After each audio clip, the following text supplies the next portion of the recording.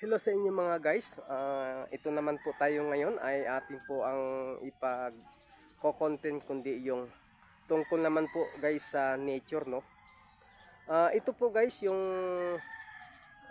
puno ng Nara nung aking ipinupost po nung nakarang araw na sinasabi ko na ito po guys ay noong time na kami po dumating dito sa aming lugar, dito sa Barangay Payatas, dito sa Samar Street in Group 6.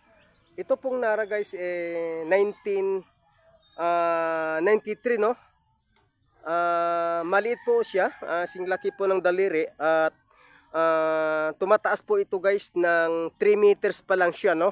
So that means na itinanim po ito ay mga 1989, no? 1989.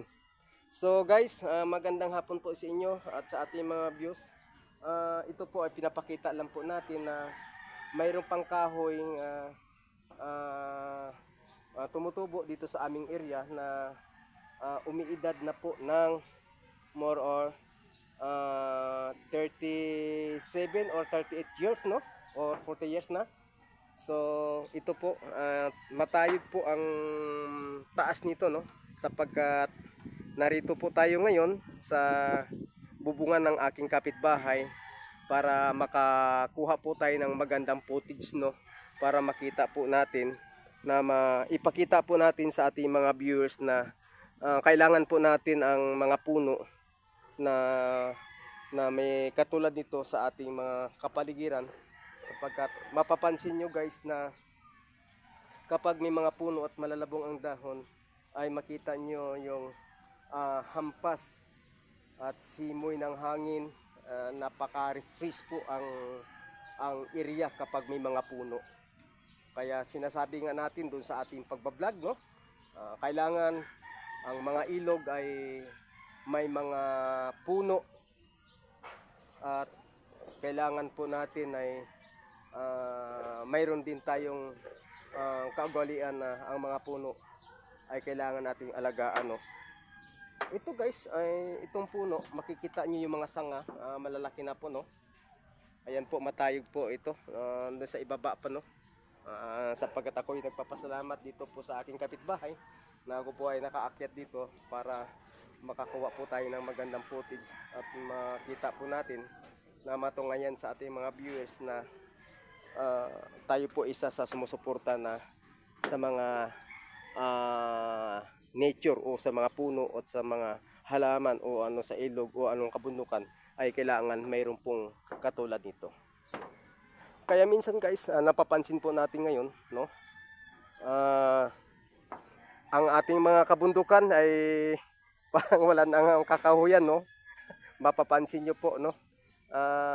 Subukan nyo po mag-try sa mga kabundukan, wala nang mga puno, no, dahil yung ating doon ay yung ating mga mamayan ay baliwala po sa kanila. Ang iban po ay siguro, no, pag walang bantay ay pinuputol. So ngayon ang panahon ngayon ay kapag ikaw ay dumaong sa lugar ng mga tulad ng city, tulad ngayon, doon nyo makikita po yung mga malaking puno, no. Ika nga, subukan nyo po pumunta po sa mga IDSA, no. Diyan nyo makikita ang malaking puno ngayon, nandyan na. Sa Quezon City, no, sa Circle o sa ibang lugar ng parts of na doon nyo po ngayon makikita yung mga malaking puno. Dahil itong mga puno guys ay talagang binabantayan ng DNR na hindi talaga nila pwedeng maputol.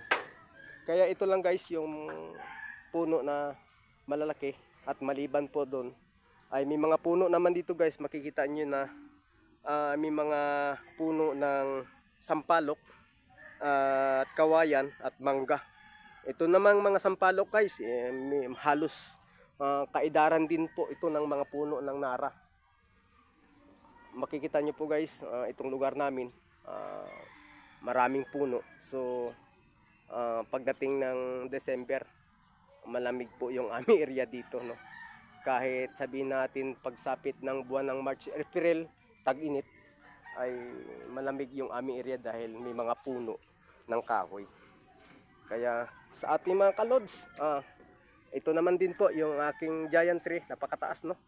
Yan. So mapapansin nyo mga kalode, ang giant tree pala ay nagkaroon din ng palang bunga no. Makikita nyo po maraming bunga para siyang duhat yung kanyang bunga. Ito pala ang puno ng giant tree. Matayog na po ito. Itong giant tree guys nasa 15 years ng tanim ko nito. So siguro mga 10 kung ng bisis na itong pinutol. Subalit ganun pa uli siya, mabilis. So siguro guys, pabayaan ko na lang po ito no, na hindi ko na kailangan putulin ang itaas. Kasi ganun talaga ang giant tree, matayog talagang puno nito. Isa pa, mainam din, nakakabitan din ng orchids. Kaya mapapansin nyo guys, hanggang sa ibaba yung tanim ko na orchids no. Yan, pataas yan. Yan. So, sa ating mga kalods at sa ating mga friends, please paki-pindot sa ating button at paki-subscribe lang po ang ating YouTube channel. At maraming salamat sa inyong mga kablog.